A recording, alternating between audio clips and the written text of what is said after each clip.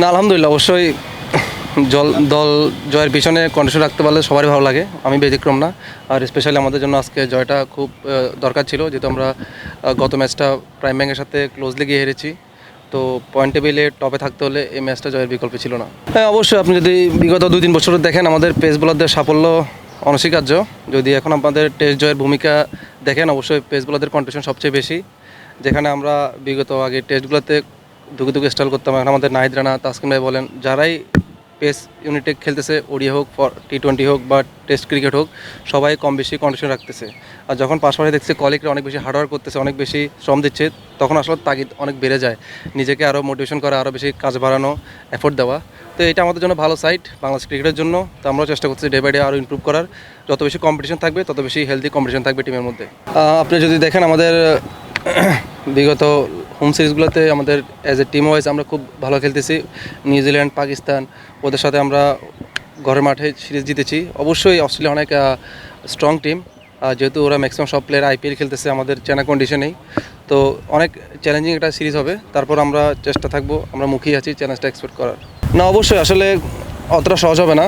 প্রথমত আমাদের টি20, যেহেতু আমি টি20 স্কোয়াডে আছি লাস্ট বেশ কিছুদিন ধরে, তো আমাদের যেহেতু খেলাটা চট্টগ্রাম হবে, কিছুটা চ্যালেঞ্জিং থাকবে। আপনারা হয়তো জানেন কিছুটা ব্যাটিং ফ্রেন্ডলি উইকেট থাকে চট্টগ্রামে।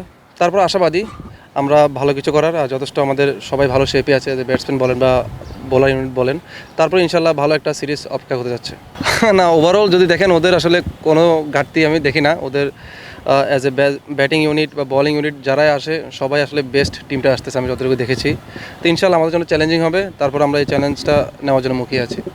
অবশ্যই আসলে আমরা তো আসলে অ্যাজ এ ক্রিকেট ফ্যান, যখন আমরা ক্রিকেট খেলা শুরু করি, যখন বাংলাদেশের মাঝে মধ্যে একটা দুটো ম্যাচ জিত 2003-4 সালের দিকে, তখন ঈদের মতো একটা আনন্দ উপভোগ করতাম। এখন তো মার্শাল্লাহ ওইটা থেকে আমাদের এখন নিয়মিত আমরা সিরিজ জিতছি। আসলে একটা সময় আমরা পাকিস্তানের সাথে টেস্ট সিরিজ বা ওয়ানডে সিরিজ বা টি20 সিরিজ জিতবো, এটা আমাদের স্বপ্ন ছিল। তো আমরা আসলে আমাদের প্লেয়াররা এই জিনিসটা চেঞ্জ করেছে এবং বাস্তবে সেটা প্রমাণ করেছে। আমি যে স্কোয়ার লেগে ফিলিং করতেছিলাম, তো অগ্রণী ব্যাংকের কোচ, হেড কোচ রাজিম ভাইকে বারবার জিজ্ঞেস করতেছিলাম যে ভাই কী অবস্থা, উইকেট পড়তেছে কিনা। তো একটা সময় রিজওয়ান অনেক ব্যাটিং করতেছিল, স্বাভাবিক। তারপর তো মন পড়েই থাকে, আমরা যারা ক্রিকেট প্রেমী সবাই তো একটু পর টেস্ট ক্রিকেটটা কেউ টিভিতে দেখি, না হলে একটু পর স্কোর দেখে একটা উইকেট পড়ছে কিনা।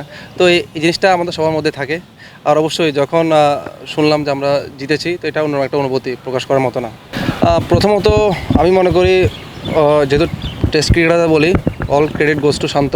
ও যেভাবে আসলে চিন্তা করে বা প্লেয়ারদেরকে যেভাবে বুস্ট আপ করে, আমরা কাছ থেকে তো দেখি, বা নেট সেশন বলেন বা প্র্যাকটিস সেশনে বলেন, প্রত্যেকটা ম্যান টু ম্যান যেভাবে কথা বলে, আসলে এটা অনেক প্রশংসনীয়। শান্তর এই ধারাবাহিকতার কারণে হয়তো বা বাংলাদেশের যদি পরিসংখ্যান হিসাব করেন, ওই মনে হয় সবচেয়ে টেস্ট জয়ী অধিনায়ক। এর পাশাপাশি লিটন ভাইয়ের কথা যদি বলেন, উনি অনেক পজিটিভ ইন্টেন্ট নিয়ে আসলে ক্যাপ্টেন্সি করে, এটা অনেক ভালো দিক। এর পাশাপাশি মিরাজ। তো আমাদের প্রত্যেকটা ক্যাপ্টেনই আমি লাস্ট 2-3 বছর ধরে অবজার্ভ করতেছি।